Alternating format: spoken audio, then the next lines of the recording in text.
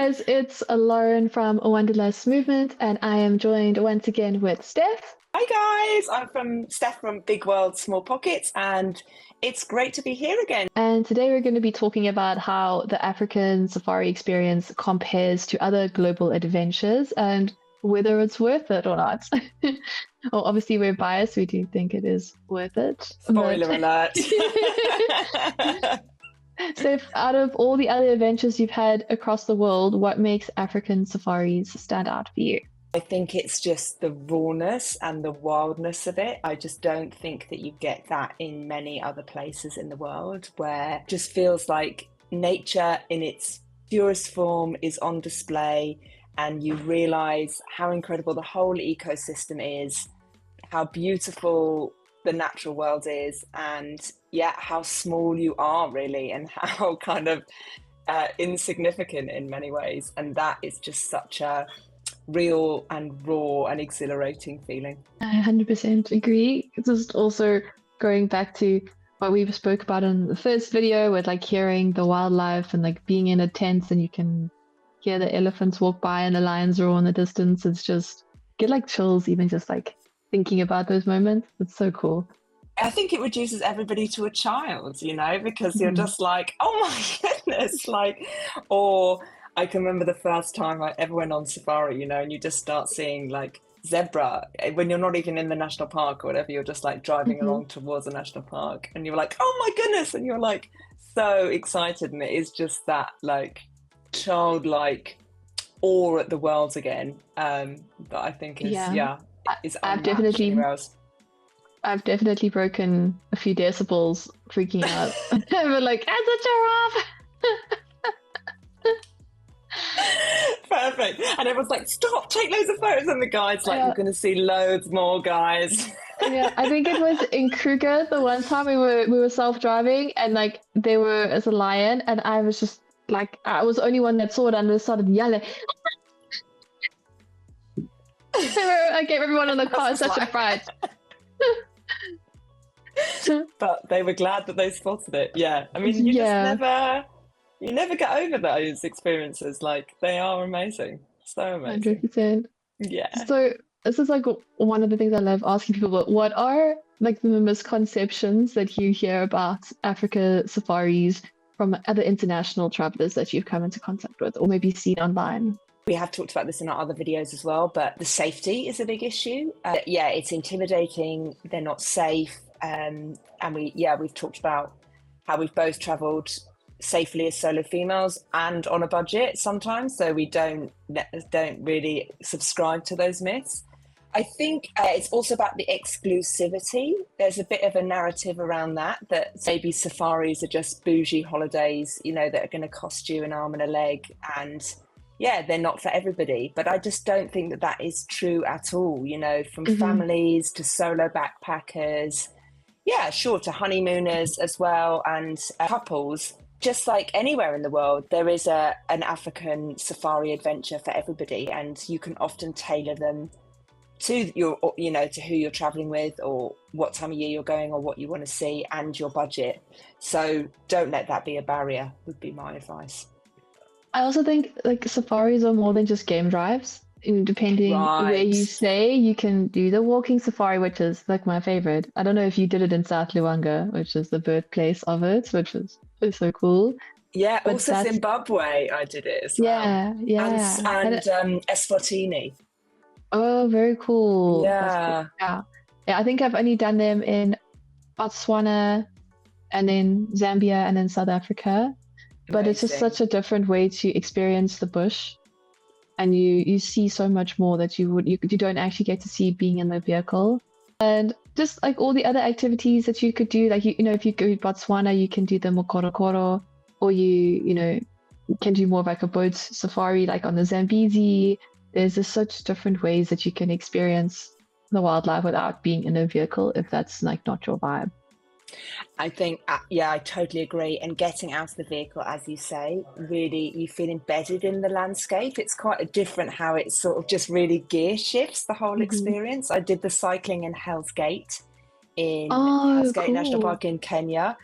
And I was a bit like, Yeah, I mean, sure, let's do this. But I was really blown away because you're just cycling past, there's no large predators, which is why it's safe to cycle, but you're cycling meters from giraffes, zebra, antelope, gazelle, and like, it's kind of like you feel like you're in a movie. You're like, this is wild. Yeah, that's a major bucket list because like when else are you going to be on a bicycle and there's a giraffe?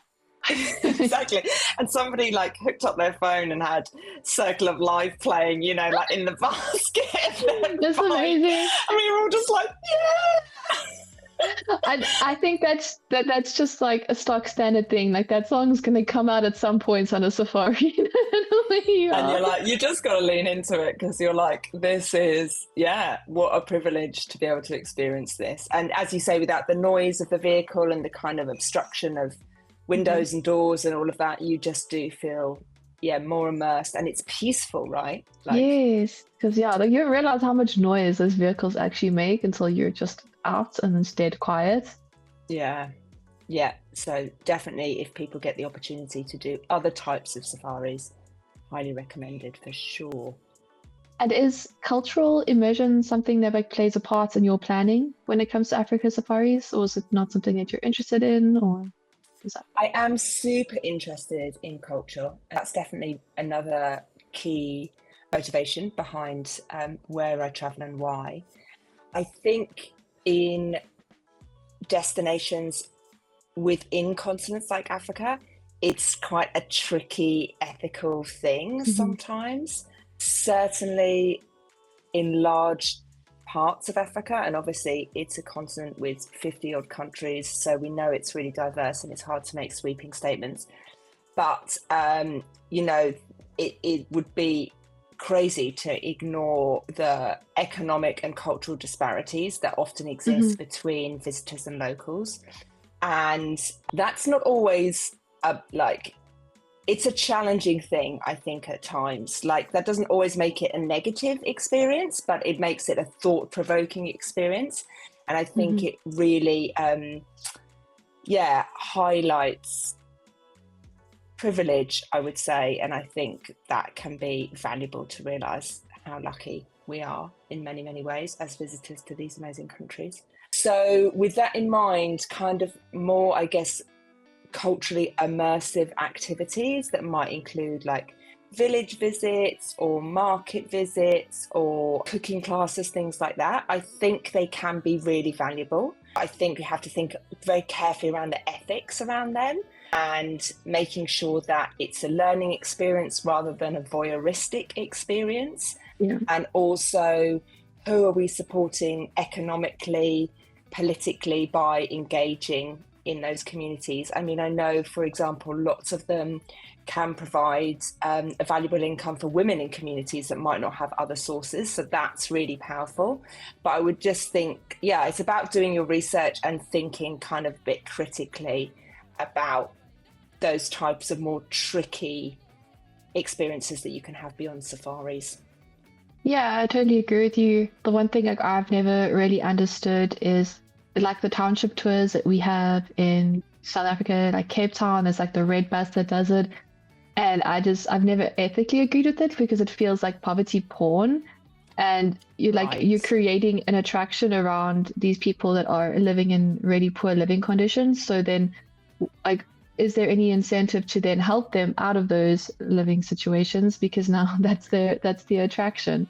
Versus if I compare that to when I was in Botswana, at the one lodge that we stayed at, they had a guide there who was Khoisan, and then he took everyone out on a walking safari and explained like how they used all the different materials, like how they would find water, how they made their like their bows, their arrows, what they used the elephant dung for, and like that to me was like a more enriching like cultural experience versus if I had just like gone and like stared at them. Absolutely. Yeah, absolutely. And there's cross-cultural learning there and presumably economic benefits that are going back to the community. I can remember when we did the gorilla trek in Uganda. I know we've mentioned that before. Our guide in the national park was female, and that was also really nice to see women, obviously having training and, skills being provided to them to be able to, take on jobs and be more economically independent, which I'm sure really benefits them. And in those ways, tourism can be a really powerful, sustainable economic force for good and change. But yeah, as you say, just to think carefully about the motivations and the optics of some of those experiences. For sure. And that leads into my next question, which is, how do you approach sustainability and responsible travel when you're planning your safari? Is it like step one for you, like finding a provider that or a destination that like ticks certain boxes for you, or is it like you first find the destination and then you kind of look for the ethical experiences? I think I would definitely focus on the destination first. I think because that would be the basis of the trip that I was doing, depending on what I was going to see and what time of year it was. But sustainability and ethical responsibilities, I think, are really important, especially in more economically developing destinations when we go as travellers. Looking for tour companies that maybe have ethical either guidelines or perhaps even certified with things like B Corp status that kind of ratify that the work that they're doing. But even just, some policies around, sustainability and ethical considerations. But there's also really simple things that you can do. I think it's important that we don't also just put all the onus on the providers, but we also take some responsibility ourselves. They're really simple things, listening to the guides so that we're interacting with wildlife appropriately, not breaching guidelines in the national park. Choosing countries like Botswana that have really clear conservation guidelines where we know that, best practices are being regulated and put into practice. And, from things like picking up your litter, acting responsibly, looking at accommodation that might reuse rainwater or, all these sorts of things. I think it's important that we take responsibility as well. And a big one, obviously, is flying, especially from Europe or North America to do a safari. So if you can do a longer trip, or if you can do, that covers more ground, or do overland travel once you're in the destination. For example, don't fly from Joburg to Vic Falls. Can you do an overland that takes in Zimbabwe and you go through there? That's also going to help reduce your carbon footprint. So while we do have to fly, trying to, get the best out of that carbon emission and carbon footprint is a really good idea too. How do you feel? Before I answer, I was like, do you offset your carbon emissions when you travel? I don't, because I have issues with greenwashing. It's quite, I started looking into it recently and it's like, you can offset your carbon emissions and you start looking into it and it becomes a bit like murky, like the programs that they support and stuff like that. And it's just like, is it actually doing anything? Yeah. It's not a blanket bad idea, but I think you have to be really careful. And, I think there's also a mentality thing where it's like, I can just carry on behaving however I want and I can just throw money at this problem. And I just don't think that's ethically or sustainably considerate, because we do have to change behaviors and be more, mindful of the environment. Yeah, totally. I think it starts with you and your behaviors and, making sure, like I really love that Kenya and Tanzania have banned plastic bags. Oh, Right. That's such a cool thing. I wish South Africa would follow suit. That would be pretty cool. But I think that just really, makes it more of a focus for people when they travel there, because now they're not allowed to bring this in, and it already puts you into that mindset. And just making sure that you are choosing places which, value sustainability and are doing things like reusing their rainwater, maybe they're growing vegetables and fruit on site, which they use for their kitchen. And I think a big thing is also employing local people and upskilling them. And it's always cool to see when they are upskilling people and putting them into managerial positions and not just relying on international hires and stuff like that. And you can actually see there's a career progression that's happening and they're serious about it. It's not just saying that, we hire the local people, but there's no actual skill shares happening. They're really investing in the community that they're that they're located in, and also profiting from, right? That community's natural surrounds. So yeah, I think that's great, especially about the workforce, and yeah, ensuring there's upskilling continually happening. So I don't know if you've seen some of the viral videos that have started to come out now from the Great Migration, and just how many cars they were like on the one riverbank. And it was I haven't, no. And it was, there was one guy that was filming it. Apparently, it was getting disruptive to the animals. So I wanted to ask what like your thoughts are on that. Should people be completely avoiding the Maasai Mara like during the Great Migration season to mitigate the sanity of the amount of people that have to Yeah, I mean, it's a great question. I have always been a fan of shoulder season rather than peak events, because I think so often with these peak events, they're a bit of an anticlimax. You know what I mean? It's like really crowded, it's really expensive. The experience, okay, you might have seen the Great Migration, but the experience as like a whole is actually not as good. So you have to think about, am I just trying to put a tick in a box, or do I actually want to have a great safari? Obviously, that people don't realize is the migration is happening all the time. So you can also see other elements of it outside of peak season, you know, newborns in the south, the Serengeti, before they start moving north, you know, there's all the predator action there. Yes, I think moving away from over-tourism is definitely key. And I think really, if you want the most valuable experiences, it is about avoiding those times and those destinations at that time, because they're never actually as fun as you think they will be, in my experience. That's true. And it also works out cheaper, because I know you do pay a premium for park fees if you travel during the Great Migration season, like the July, August, September. I think it's $200 per person now, per day. Right. And which is good. It's a good thing that they have increased the park fees, because that is one way to combat over-tourism, is to unfortunately make it more expensive. But then, yeah, if you travel in the shoulder or the low seasons, you don't pay such high park fees. And if you also, like as you said, do the migration, like when it's the newborn calves, which I think is such a cool experience. And I'm pretty sure the predators are quite hungry around that time as well, because the babies are like such easy prey, unfortunately. You're still going to see some. Yeah, you're going to see action. Loads. Yeah, exactly. They've got to eat all year round. You know, it doesn't just happen when the wildebeest are crossing the Mara River, you know. I just think, you know, travel is about exploration and discovery, and how cool to see something that's not as popular. You know, I think that's more sophisticated and cooler. Like, is going to see the migration and peak season a bit basic now? Possibly, you know, like... Let's see things that are unique and quirky and more undiscovered. For me as a traveller, that always provides, more motivation, engagement and excitement. For sure. And there's so many other migrations that also happen in Africa. There's the bat one in Zambia, which I've always wanted to see. And then there's also like a massive zebra one that also happens. I can't remember exactly where it is. I think it might be Botswana they go through. I don't know. But like, that also would be really cool to watch. Exactly. So many experiences to have.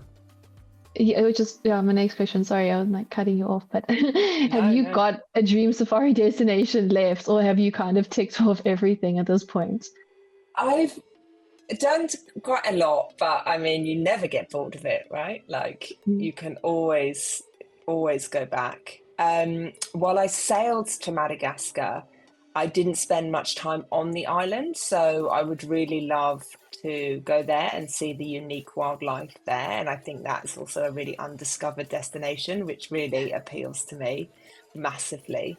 Yeah, exactly. It's like iconic, right? And I think if you have maybe, seen kind of the more flagship destinations, then seeing those kind of hidden gems really appeals. But I'm always happy to go back anywhere, to be honest, in Africa. Yeah, there's always something. I just love it. Like, no safari is going to be the same. Even if you're in the same park, in the same country, every day is going to be different. So, it's always going to be novel. 100%, I totally agree. Yeah, have you, outside of Madagascar, have you got any other hits on your list at the minute? I really want to go to Ghana, like West Africa, also Sao Tome and Principe. Like, I don't know. It just seems so like off the beaten track, and I don't know, the forest there just really look interesting to me, and the beach as well, that side of Africa. But maybe for a more safari experience, I haven't actually done Tanzania yet, so I would love to go.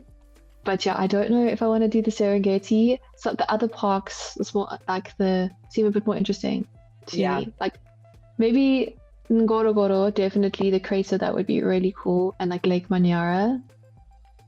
I mean that, definitely do that. But yeah, as you say, so much to explore there as well.